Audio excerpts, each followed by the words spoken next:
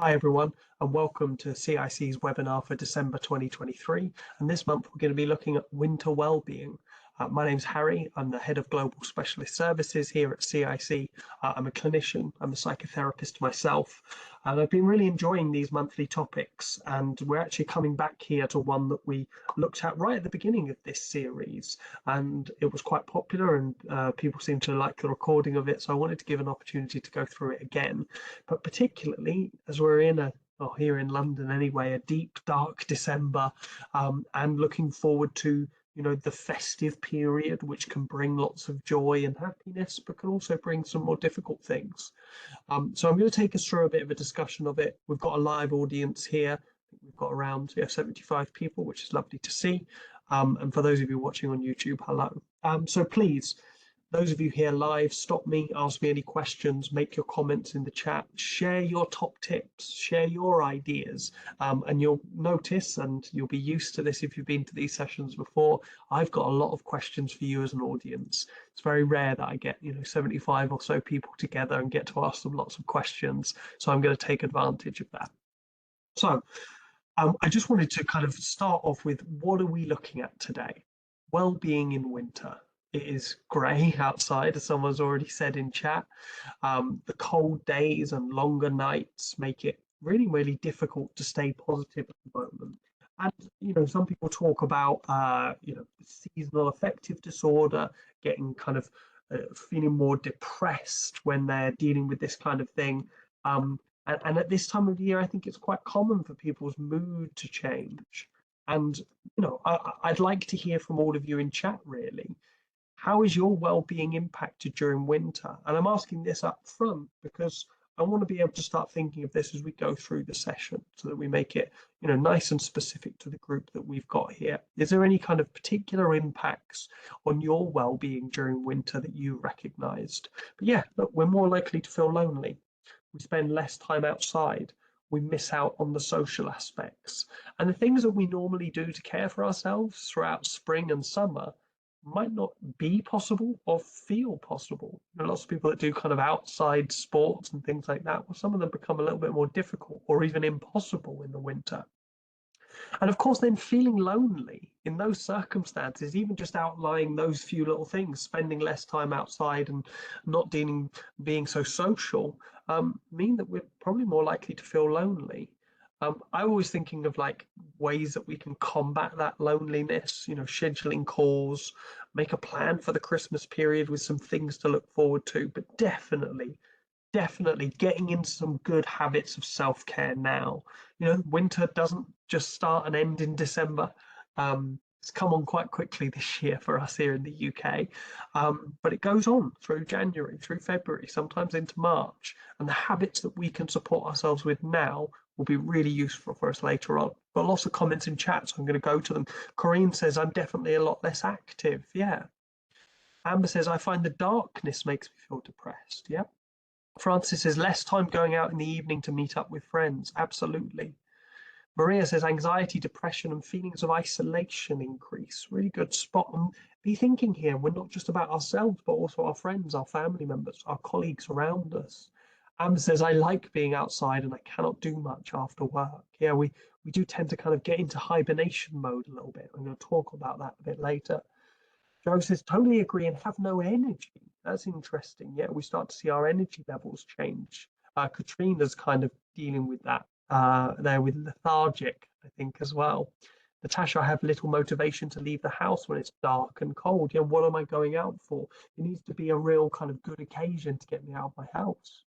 Maria adds here, suffering from the darkness, and also as a lecturer, there's a lot of stress at the end of term. Good point. So specific industries, winter is also an extra stressful time. Marking needed to be done over the winter holidays, limiting the recovery time.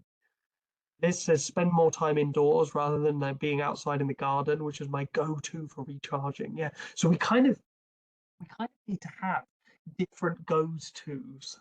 Is that a real word? Different things that we go to recharge. Yeah, absolutely. Molly, less time outside due to lack of sunlight affects energy and positivity. Yeah, Nikki agreeing, definitely miss the sun, more vitamin D supplements to keep my mood up. Liz, I find the cold, darker days so difficult. There are so many fewer opportunities.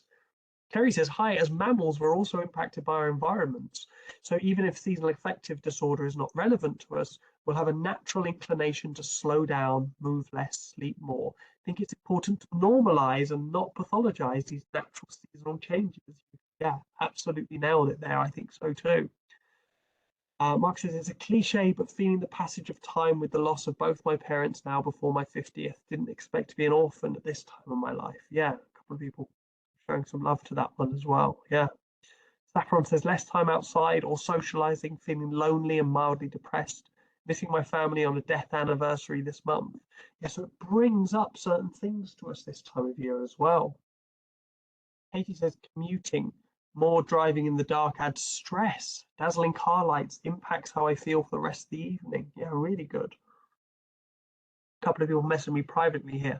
Spending more time over the holidays with family can be challenging, as although I love them dearly, they can be triggering for my mental health. Yeah, really good point. Someone else says here privately, there are still huge work demands when the rest of the world are looking to enjoy Christmas. Yeah, another good point. Really good. Anup says here, I find working from home makes me feel more isolated. Getting dressed, putting on a crisp shirt and a suit, and jumping on the tube to get into the office 3 days a week helps. Incorporates walking, seeing people, change of scenery. Okay, so we're noticing the impacts on us, but some people are also starting to talk about the things that they do to support their well-being in this time. And I think that I'm going to pick out a few things that people said there. I think, yes, we do need to look at different resources, different ways of doing things, but I also do think we need to be kind to ourselves. As someone said in the chat there is a natural slowing down of the pace for us in winter as mammals. We will want to rest more. And so, not judging ourselves, not being too challenging of ourselves when we notice that's going on. Fantastic.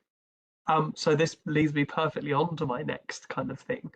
Withdrawal through winter or hibernation. And look, this is natural, as someone had said there in the chat. But what we don't want to get into is self-imposed unhealthy isolation. The problem that comes when we're kind of isolating, kind of hibernating, but not getting the rest that we're supposed to be getting when we're doing that.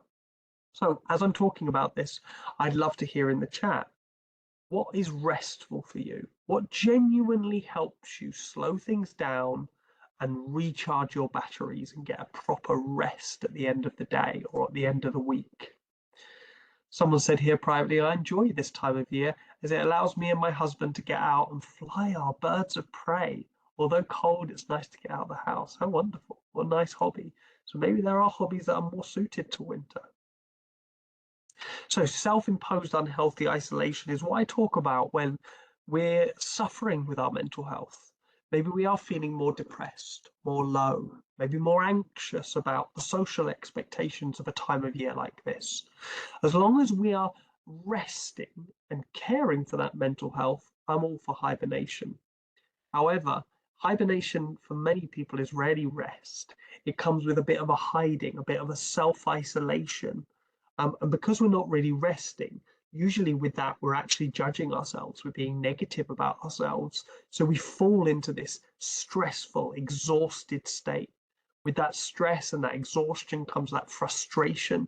And yeah, we might get snappy with other people, but we also turn that frustration on ourselves. And that can increase and lead to depression and anxiety, even if we've got nothing else going on that might cause that. Let's see what people here in the chat find restful. Dan says not having to check emails, no volunteering meetings as well as work. Yeah. Natalie says music on and reading my book, no screens. That's a good rest. I like that. Maria says spending quality time with my husband. We cook from scratch and talk to each other. Beautiful. Liz says, I suppose binge watching Netflix in winter is almost like hibernation, especially when you add in the snacks. Lots of people responding to that one. Yeah. Look, I think a lot of this is all about the intent with which we do it. If I'm intending to binge watch stuff on Netflix because I can't face anything else out there and I don't want to talk to anyone, that's one thing. But if I'm doing it because I want to spend some restful time on my own, tuning into something else, then that's absolutely fine. Corinne says doing cute things in the evenings like winter wonderland and cinema trips. Yeah, So it doesn't have to be active, but maybe there are ways of finding social time that's easier to do during the winter. Jazz says screen-free time, no phones, laptops, or TVs. Yeah. Uh, Liz says, I love curling up, wrapped in a blanket nest with a hot drink and a good book. Brilliant. Francis says the same thing, reading a good book in front of an open fire. Saffron, a long hot bath with salts and oils with calm music. You see, all of that you're doing there. I know it's horrible to kind of minimize it to such a simple phrase, but that is self-care. The moment that you go and find the bath salts and bath oils that you want, the moment that you decide to give yourself time for that bath, all of that around it is self-care. Linda says walks in the park, lying on the sofa reading a book. Good. Jazz reading a book, playing board games. Phil says Horlicks. Great. Amber says doing sewing projects. And Mark says I have a number of indoor hobbies which are great to focus on during the colder days, but that adds its own pressure to the home environment as I like to spread stuff out. Yeah, you have to vie for space a little bit there. Zoe says having the cuddle with the dog, watching good TV show, rewatching Friends at the moment. Good. Also, Amber says also I meet up on a Thursday evening for a sewing group. Really good. So it's one of the things that I always recommend is looking at kind of interest groups nearby, things that you don't have to travel a long way for, but that can get you that social contact. I know someone who's part of a knitting group called Social Knitworks, which I think is such a good name for it. Oh yeah, Maria says here knitting is relaxing and I can talk or watch telly at the same time. Great. Nikki says I usually plan a walking trip with friends and our dogs at this time of year to get us out of the house. Brilliant. Someone else has said here, I think the working from home does allow some positive flexibility, but people seem unable to move to that flex as more of our organizations push for more office presence. And people seem less able to take control if they're sitting at their kitchen table. I think about all of those things, it's about balance, really. As long as I can find the balance that suits me and my organization can support that, then absolutely fine. Yeah, someone else has said here privately, I find isolating makes me feel worse. Yeah, so the balance of it that each of us need will be different. We all need some like isolation, some alone time. Maybe that's just an hour in the bath, but we all need some social time as well. Great. Thank you all for your suggestions and your comments. These make these sessions so much more live and enjoyable. I hope for those of you on the recording, it's the same. So, winter does tend to bring a lower mood for many people. Isolation and loneliness, just like one of your colleagues said here in the chat here, isolating makes me feel worse. Yeah, it does. Isolation and loneliness fuels depression. Now, for some people around this time of year, it's not the isolation and loneliness that's difficult, it's the difficult relationships, the expectation to do family things, be around people that maybe we don't get on with, or as someone said privately, some people get triggered by their family members with their mental health. Anxiety, worry, fearing all of this coming up can lead to depression. So we can get this kind of preparation depression. We start to feel the low mood before we're even doing the things that impact our mood. And we also have to look out for high stress levels. Like someone said there, as a university lecturer, actually, while everyone else is taking a break over winter, they've got marking and all sorts of other stuff to catch up on. And that eats into that time that everyone else is taking to rest. And then also we might have some unhealthy coping strategies. This might be particularly cultural to the UK, but most people will up their intake of substances during the Christmas period. There are more social events for that kind of thing, or the dark, cold evenings that make us stay at home more might lead us to drinking more caffeine, drinking more alcohol, all of those kind of things. And they can make stress, anxiety, and depression even worse.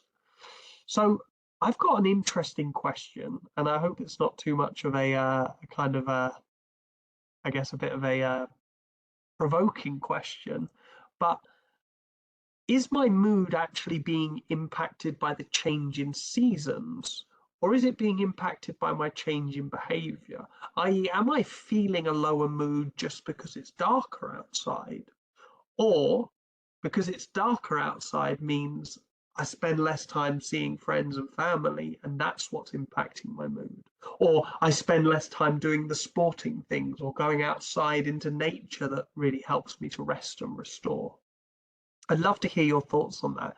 Is it just practically the seasons itself, or is it the stuff that I do, the behaviors that I change? Ah, well, someone said here privately, the kind of answer that I normally give as a therapist, a bit of both. Yeah, a bit of a mixed response. Yeah, it's a bit of the weather, it's a bit of the seasons, but also because my behavior changes, that impacts it a bit as well. Yeah. Oh, someone else has said here, it's just the season. They can feel it coming on before the season even arrives. Okay, yeah, so we might get some of that kind of, again, preparatory low mood. And I want to talk about that in a bit more detail.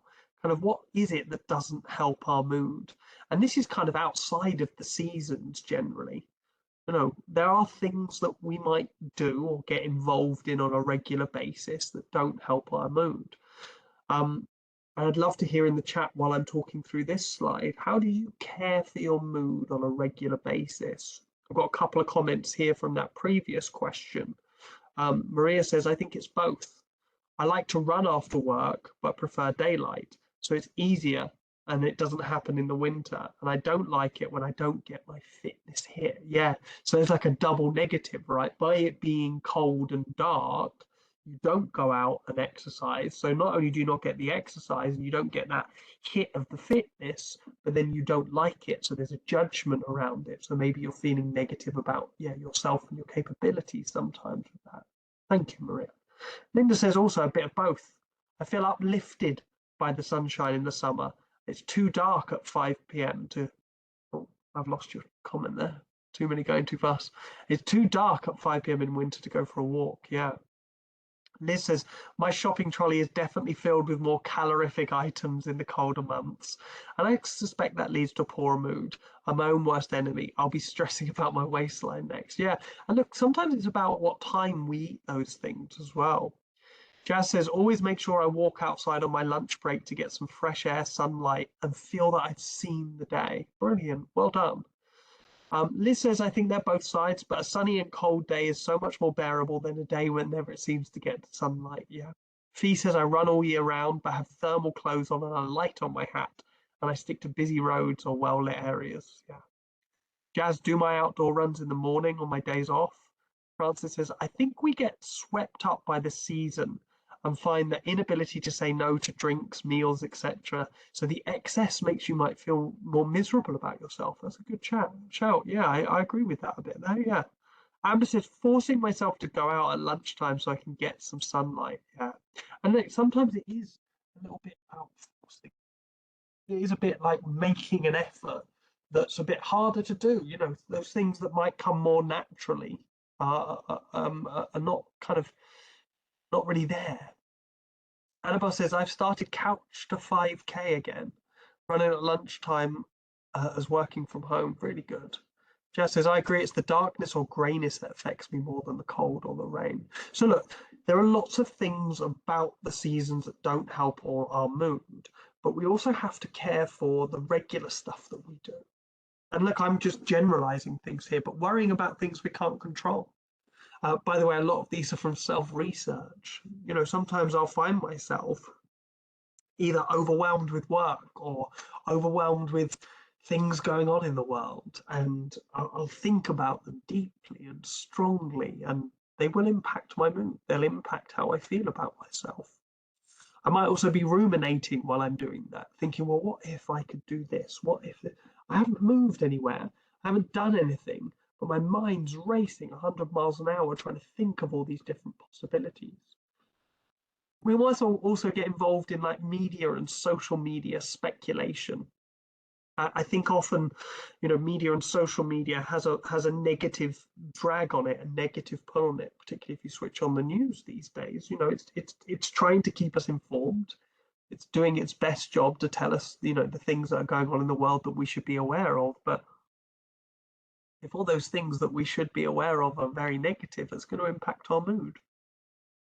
I think also unhealthy comparisons can really get in the way of our well-being and our mood. And let me know in the chat if any of these kind of bullet points really stand out to you. We might be neglecting ourselves.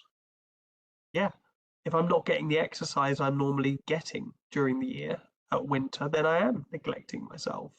If I am indulging a bit more in the food or the drink, then yeah, I am neglecting myself. I'm not looking after myself in the same way that I do the rest of the year. I might be withdrawing from social contact, losing some of my independence, getting involved in that excess, and just burning out. Someone said here privately, I'm coming out of a period of depression and anxiety which kept me away from work for 6 months. I need to ensure that I protect myself during Christmas, as we have my mother-in-law with us, and she was appalling last year. It was my first Christmas without my mum, and she had no insight at all. I know she isn't well, but she just utterly wrecked Christmas for me. We've got her again this year. Well, look, I'm going to kind of point to my list over here to the person who said that and say, would it be possible to speak to your mother-in-law? Say, look, it's tough for me not having my mum around at Christmas. Can you just go easy on me this year? Can we, just be gentle with each other? I know that might be easier said than done, but maybe I can look after myself by having a conversation with that person that makes it difficult for me. Someone else says here in the chat, I think as well is the fact that we don't get a proper winter as we did when I was younger. Crisp, fresh, cold days are great. Wet, muddy, grey days aren't. I don't know how old you are, but I don't know. Winter's been pretty much the same for me every year since I've been a kid. Maybe it feels more crisp and fresh and cold when you're younger and you've got, stuff to do in that cold weather other than just work. Maybe it feels different. I don't know. Are winters different? That's a good question. Uh, Jenny says, I don't watch the news. It can be depressing and negative. I search out positive news from the happy newspaper or Upworthy. Good idea. Mark says, the Facebook experience isn't great. We all forget that we only see the best stage photos, not the real picture. Yeah, well, maybe that's what I'm thinking about with those kind of crisp, lovely winters of years gone by. Maybe I'm just filtering out some of the difficult ones or the ones where it wasn't. Oh, you followed up. Yes, winters in Kent in the 70s and 80s were amazing. The snow was awesome. Oh, wonderful. He says, my sport CrossFit is a combination of endorphins, accomplishments, social interaction, and fun. I find going regularly helps me maintain my mood. Brilliant. So, like, it's almost like it's like a, you've said endorphins. It's almost like it's a drug we take. It's like a pill we take on a regular basis. And if we don't take that medication, we're not getting the positive benefits of it. So, yeah. Maria says, I listen to myself, I write reflective diary, I spend quality time with my husband, make sure I get exercise and enough sleep. Good. So there is this kind of, there are these things that we can do on this regular basis to care for ourselves.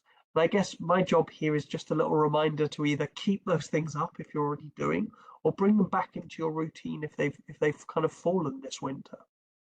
Liz says there are unhealthy foods everywhere and the expectation to party non-stop, which are both easy to give into in the moment because they make you feel instantly good. But then after, there's inevitably a sugar slump or a hangover. I agree, but I think what you've spotted there is that maybe it's not the food and the drink, but the fact that it's a social gathering, a social event that's drawing me there. Well, I can go to a social event and eat and drink healthily, I think, and look after myself at the same time. Uh, Liz says, I remember proper winters too. There used to be a separation of season. Winter meant snow and crunch. There must be snow and crunch somewhere nearby. Maybe we should go and find it rather than waiting for it to come to us. Ria says, going skiing in winter helps with the white snow exercise. I ski one day and Mark the other. As a Swede, proper snow is important to me. Good. Amber says, doing my hobbies with others who enjoy the same activities, spending nice quality time with my kids. Tracy says, sorry for my late arrival. No problem at all. Francis says, Canada has snow and crunch. Yeah, I think that, being able to find that thing that we enjoy about winter, that thing that can really help us indulge our needs during this time of year can be useful as well. It can be a way of caring for our mood. Right. I just wanted to remind people, I know some of you have been to these sessions before, and I shared this quote a lot during the pandemic, but I think actually it becomes really relevant when it comes to a change of seasons as well. And I don't want to talk about the whole top bit, I just think it's there to be interesting. But we are created creative. We invent new scenarios as frequently as they're needed. When stuff gets thrown at us, we're resilient. The very fact that you're all here, how many of you are there now? Nearly 90 people here now. You've been through some stuff. You've been through some change, some uncertainty. Yeah, we all went through the kind of change and uncertainty of the pandemic and what that did to us professionally and personally. And we came up with new scenarios. We survived. We got through it. Well, the same goes for the change in seasons. I can focus on the negative side of it, or I can try and find some new solutions to this same old situation because it comes around every year. Mark says flexible working might not stretch to Canada though. No, maybe not. So what can we do to keep ourselves in a kind of positive mood? What can we do to find that happiness? Well, these are what's called the 7 habits of happiness. And I don't know, I talked to you on the last slide about kind of supporting your mood, but what really makes you happy at the end of the day? What is it that really you see that really makes you feel joy? Because I'm going to kind of try and preempt some of your responses here. Is it's not the thing that helps me feel joy. I think joy is like, is it something I've got capacity for at the moment? That's why I think these habits, if I'm taking care of myself with these 7 habits, then I'm in a better position to be able to feel happiness when something happens. If I'm not doing any of these 7 things, something might come along that would usually make me feel very happy, but it misses me. It doesn't hit. It doesn't produce that happiness because maybe I'm not looking for it. Maybe I'm feeling low about myself. But yeah, I think it's important that we rest. Human beings get cranky when we're tired. Really, really cranky when we're tired. I've known this since I was a toddler, since I was a little kid. My mum used to tell me, my dad used to tell me, you know, you're tired, you need a rest, you're cranky. Our health, our physical and our mental health are absolutely linked. So yeah, thinking of those kind of parties and how we might eat or drink or party to excess, it's going to have a negative toll on it. And I think it's like really important that we care for that health, that physical health. I think it's important that we party and we have social time too. And I promise that I'm a fun person to hang out with, but maybe we can just do it with a bit more balance, especially if we're expecting to do a lot of it at once in one season. And then the next thing on that list, gratitude. Regular reminders for the things that I'm grateful for will help me feel more of that happiness. The next one is attitude. This is one that I've been really paying attention to this past 12 months. How do I start the day? Because if I start the day expecting negativity, or if I go into any situation thinking, oh, well, this is how it's going to be, I'm already bringing my cynicism and negativity to something. You know, let's say I've got a meeting with someone that I don't particularly get on with at work. If I'm already dreading the meeting, and I'm dreading it because I think the meeting's going to be bad, how much do I kind of fulfill that prophecy myself by bringing that negativity and that negative mood? What about if I can come with, it doesn't have to be an attitude of like positivity and like Willy Wonka the whole time. I don't know if that reference translates across the different countries we have here, but I don't have to come with this over the top positive attitude, but maybe just an attitude of openness and acceptance. Allowing that colleague of mine, instead of frustrating and annoying me, to surprise me, to help me find joy, to be different than I'm expecting them to be. Maybe I'll say the same to the person who was talking about their mother-in-law. You know, maybe they were difficult last year. Maybe it does seem like there is absolutely no possibility and no potential. But if I go into the season expecting that, maybe that helps to fulfill it. What have we got here? Mark says, I think when restrictions are mandated, we naturally rage against the machine. When it's not, we struggle often with having the same motivational driver to do stuff. During COVID, so many of us walked every day, started new hobbies, looked at ways to safely navigate through life. Do we do the same now? There is still a massive well-being legacy from COVID. I could not agree more. I think that's a really good way of putting it. And I think, maybe helpfully, and maybe I'm making it fit, but I think that fits this attitude piece. Why did I have an attitude for self-care when there was lockdown? And then all of a sudden, when lockdown's not here, I don't have that same attitude for self-care throughout the winter. Our aptitude, doing things that we do well, hobbies, doing things that we enjoy, working with our talents, produces and generates more happiness. And then the next two, I think, are just really important. Human beings are social animals. Contribution, helping others, connection, being with others can be really helpful as well. Yeah, Maria said here, make space for hobbies or whatever we find relaxing, being creative. Some planning can be helpful. I deserve me time. Yes, you do. We all do. And Amber says, or could it be you expected it to be bad, so you're emotionally prepared, but when it doesn't go bad, you feel good? That's a good way of putting it, perhaps. I just feel like I know those days, Amber, where I've got up in a really bad mood. And I think that that bad mood can be felt by other people. And it often gets transmitted to other people, I think, as well. Yeah, interesting. I think if I'm feeling really negative about something, the potential for it to surprise me and make me feel positive is so slim. But if I come with just an acceptance that it will be however it will be, I think I've got more of a chance of it being positive, I guess. At least that's how I like to approach things. Kath says, I think looking after physical health is particularly important at this time of year when there are so many winter viruses going around. Yeah, good point. Yeah. As someone with chronic health conditions, winter is challenging in this respect, and this in turn affects your mental health. Yeah, good point. Liz says, I do find that since I've started keeping a diary and a journal practice, I've spotted more patterns and getting better at preempted issues and getting my boundaries in place or setting myself up with support. Good. For example, I struggle at Christmas, but last year I had a great Christmas in the end and wrote a future me a letter and put it in the decorations box when I packed it away. When I found it last week, it really made me smile. How beautiful. What a great idea as well.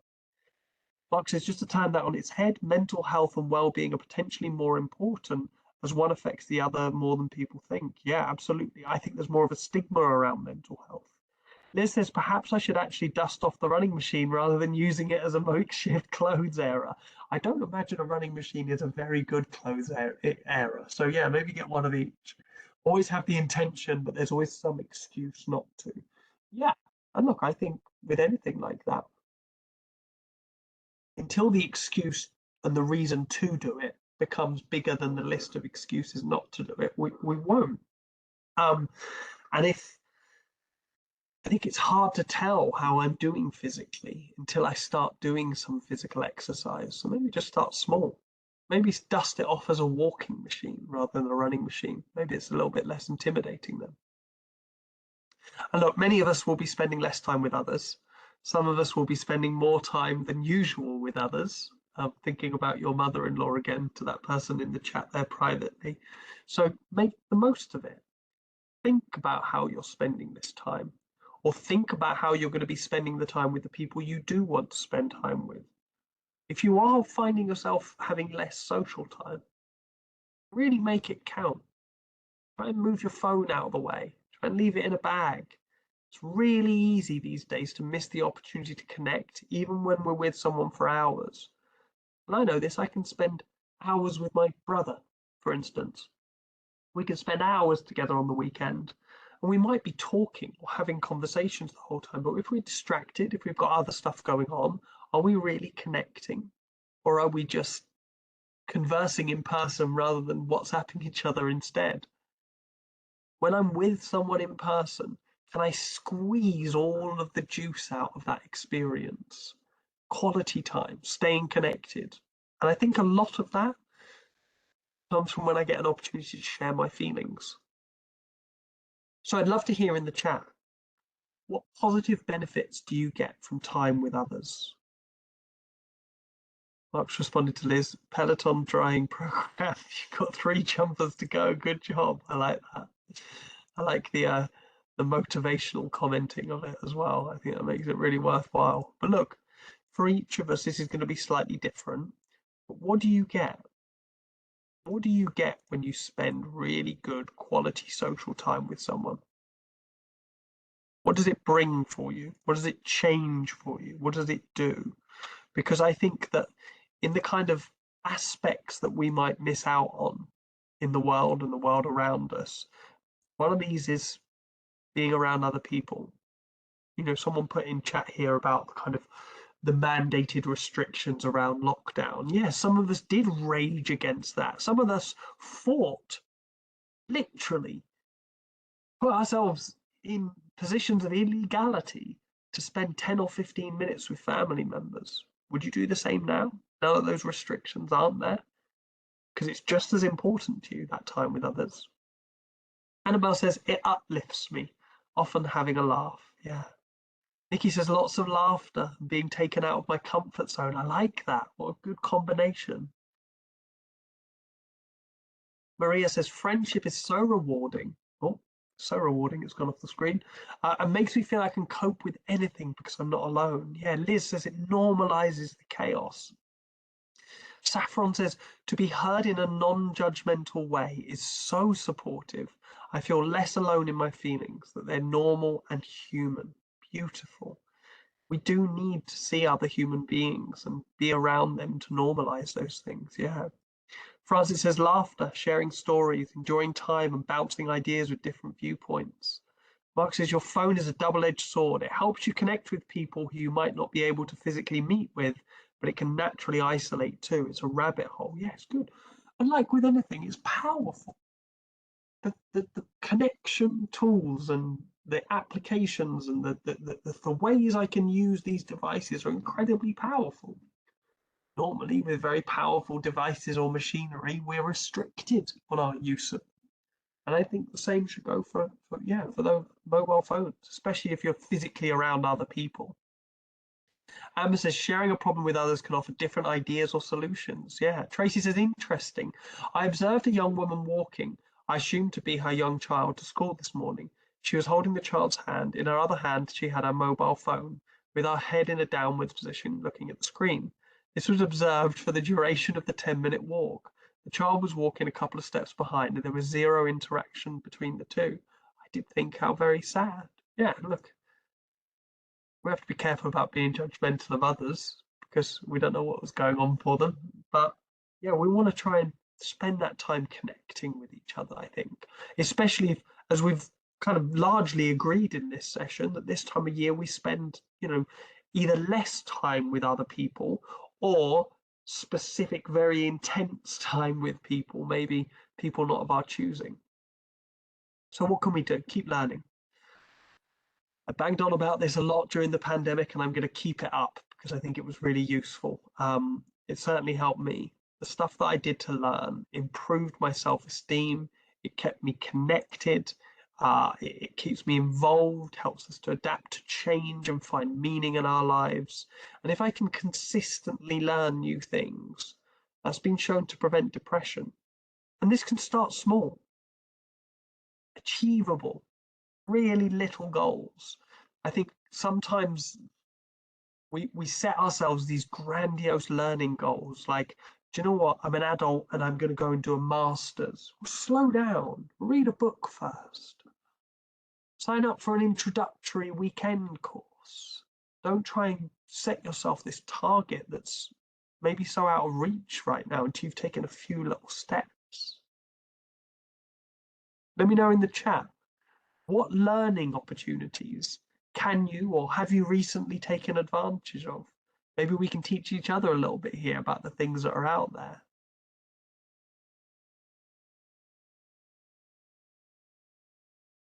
I can see lots of messages coming through in the chat. That's great. Keep it coming. I always just start like, this is the power of mobile phones and the world online and the internet. Just research something I've always been curious about.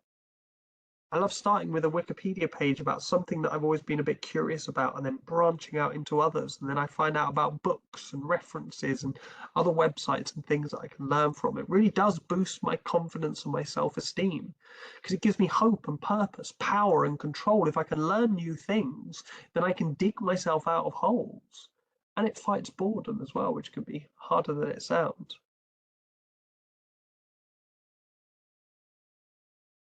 I respond to someone in chat in text because they said they can't hear me. Give me a second.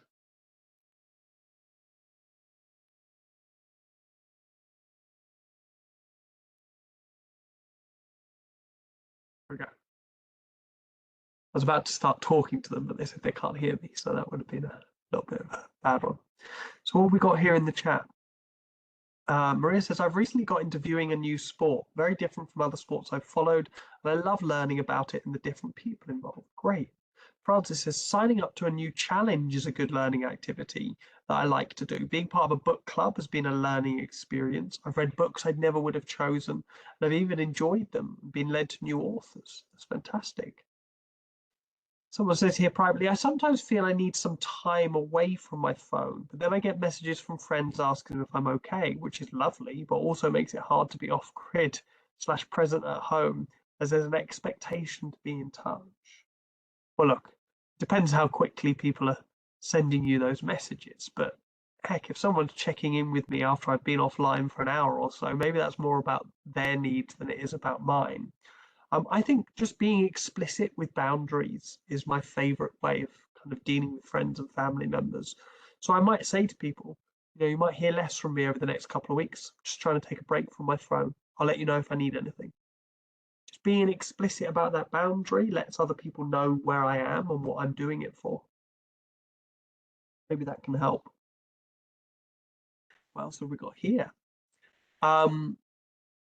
Liz says, you're right, Harry. Going back to the running machine, I need to slow down, not rush it. Dust it off this week. Next week, switch it on to see if it still works. Christmas Day, check running shoes still fit. I do the running shoes fit before Christmas because then you know what to ask for if you need new ones. Following week, stand on machine and check balance. Then following week, set to a 2-minute walk. Exactly. Just slow these things down. Liz says here, I'm doing a free level 2 counselling qualification to complement my coaching CPD. I also get non-fiction books from the library and read up on things I find interesting. Great. Saffron has said, I started learning to knit in 2020 and I've been learning new techniques and being able to make more interesting projects.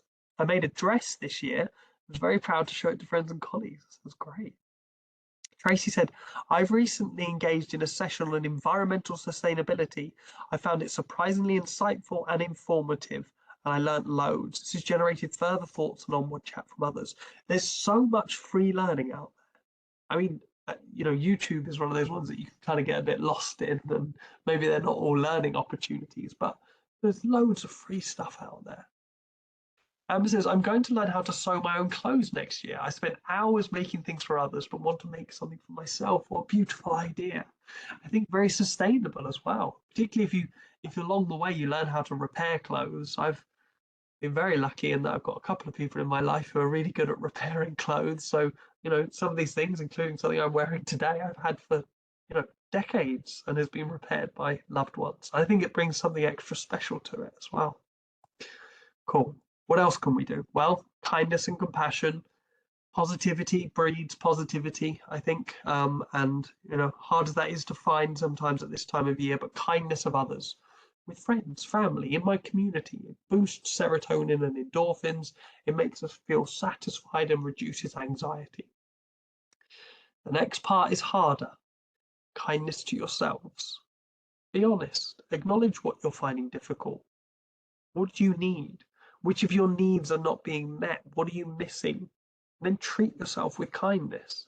It's an absolute antidote to fear. Puts us back in charge. And it kind of gives us a bit of permission to enjoy stuff if we're being kind to ourselves. If I'm not being kind to it, if I'm being negative about myself and then I find myself enjoying something, it can take the kind of joy out of it quite quickly. Someone says here, my daughter has self-taught to foil dye hair. I'm her regular guinea pig and we have our catch-up chats during the process. Brilliant. Yeah, anything where you can combine a bit of a hobby with learning, with social time. I mean, you're getting an absolute triple benefit all at once there. I think that's absolutely fantastic. Cool. What else have we got here in the chat? Lovely. Just a brief kind of reminder of what happens at this time of year. Look out.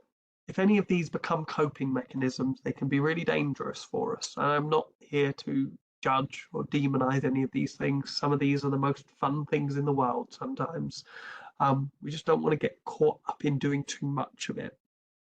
All of these, I think the important thing to know about them is their resilience depleting behaviors. So if I'm getting through the day by having a glass of wine or a couple of beers, actually what I'm doing is just postponing the problem till tomorrow. I'm depleting my resilience for the next day and the next day and the next day. And then the more it becomes a habit, the more my resilience is depleted. It makes it so hard to find that happiness and that positivity, particularly in winter when those chances are fewer and far between. Anup's put a beautiful message in chat here. Talk to yourself like you talk to others. We're way less critical to our friends than we are to ourselves. I agree with that wholeheartedly. I think self-compassion and self-kindness are really hard to find sometimes, but when we do, they can be very uplifting. And I am going to remind you about eating around Christmas. And one of you said it earlier in the chat, kind of preempted this slide. Carbohydrate heavy snacks, calorific stuff feed stress. There is a good time of day, however, for a good hit of calories. Around about 5 p.m. if you're working.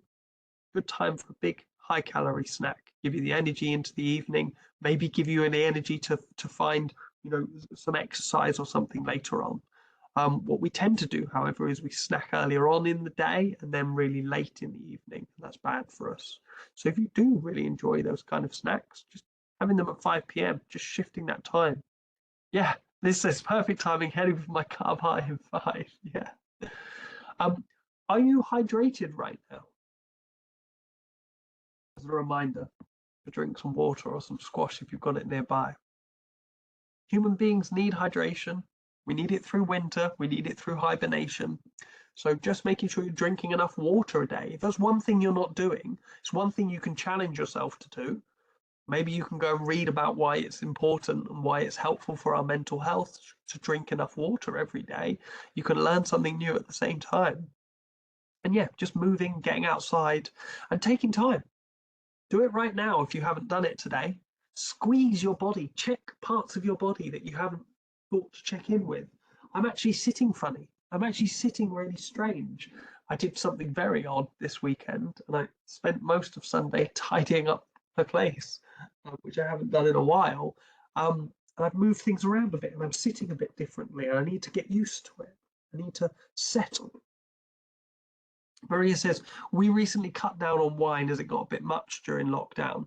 When drinking much less, a little glass of wine is so much nicer, and we really try to enjoy the wine. Quality, not quantity. What a great approach to something like that. Yeah.